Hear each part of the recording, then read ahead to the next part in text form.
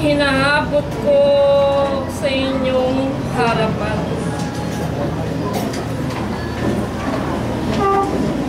Ang tunay na pagsamba sa Diyos. Kung sumasamba ang isang tao ay hindi naman malinis ang kanyang buti o ang kanyang puso,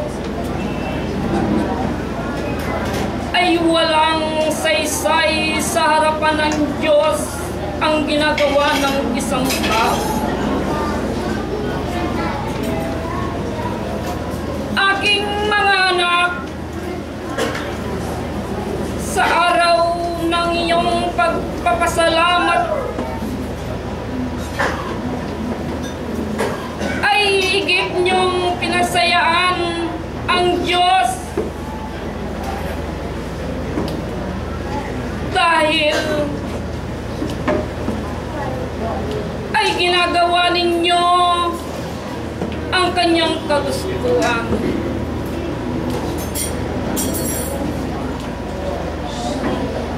Ngayon, kayong mga kabataan,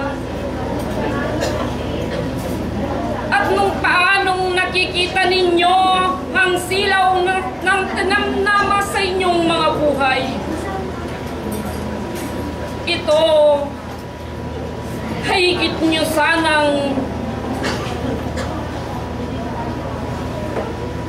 gawin sa inyong buhay ang kagustuhan ng Diyos,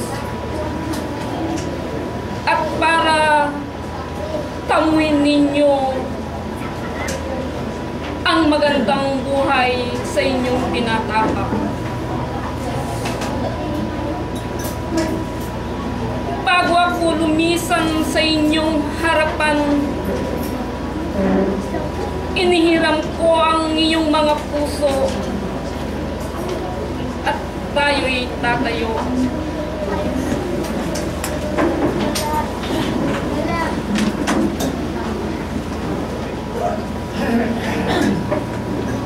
Maestro Emmanuel, nganing ko orasan,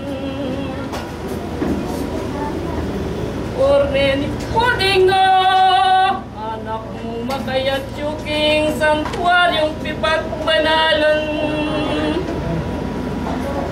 nanumang pusano, dadatang malulong, may kita sana pungaligtasan. Nganing oras sa iti, dit muing ka na akong dadalan kingkekong harapan. Huling karugtongan lamo karing minunap ka na ako. Huling dakal naing pamangan na makayatyo karing kekong lulanan, at ding keko sanang buslot na kanyan nyo sanang ladlad, at bang kanito ding pamangan nareti at mitapuklangan.